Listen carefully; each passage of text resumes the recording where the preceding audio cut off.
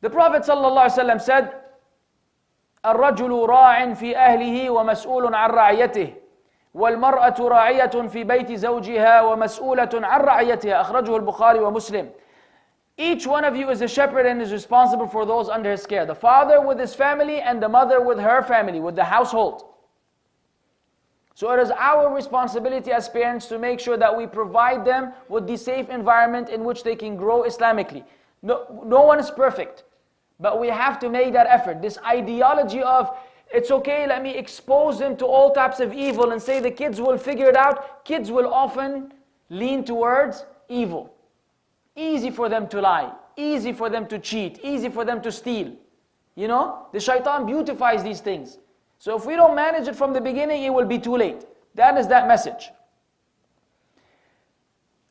They also use another narration to support their stance, which is the hadith of Hudayfa. It's a famous hadith in Bukhari and Muslim. He said that the people used to ask the Prophet ﷺ about al-khair. And I used to ask him about evil, makhafatan an yudrikani. I used to ask about evil because I was afraid it was going to affect me. It was going to take over me.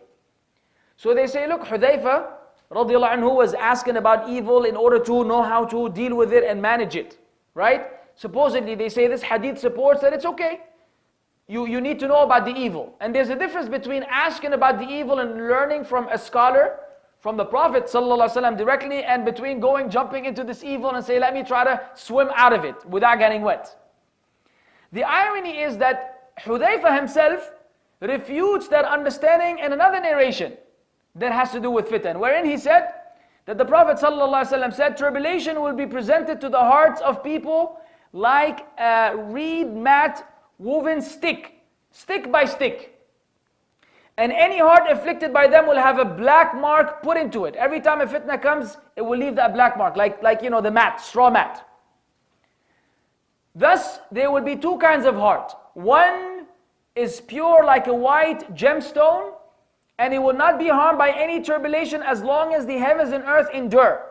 And the other is black and dusty like a worn out vessel, neither recognizing good nor rejecting evil, but rather immersed in its desires. And the hadith is a Muslim. So every time, yes, I'm sorry, I forgot one part. But my heart, whenever it is presented to the fitan, if you reject it, it will leave a white dot, white mark. If you absorb the fitan, it would leave a black mark. Until you reach either a completely pure white heart or the opposite. So from this hadith we understand that whenever these trials and tribulations are presented, we are supposed to resist. Because if you don't resist, it's going to leave that mark.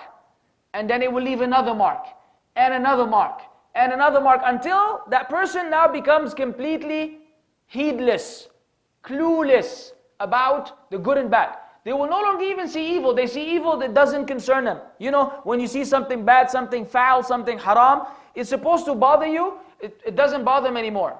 They find it maybe fun, halal, entertaining, whatever you want to call it. But they lose that sense of jealousy over the deen. It's because of absorbing a large number of fitan. So this is for the Sahaba, worried about that. What about these children? Do you think they're going to be able to differentiate between the good and the bad and leave it alone? It's almost impossible. And this is further supported by another hadith, wherein Abu Sa'id al-Khudri narrated from the Prophet ﷺ, wherein he said, there will come a time when the best wealth for the Muslim will be some sheep which he looks after in the tops of the mountains and the bottoms of the valleys. And this hadith, يَفِرُّ بِدِينِهِ مِنَ الْفِتَنِ, he runs away with his deen from these trials and tribulations. He was speaking about the end of time. There will reach a time where for you to avoid all of these tribulations, you're better off being far away from engaging with them. Your money is nothing but some sheep that you sell, some goats that you have in the mountain as a shepherd, because engaging with these fitan is going to overwhelm you. And now we bring it to the kids, or to ourselves, and say, no, we will manage, brother. We will take the good and leave the bad. I will swim, but won't get wet.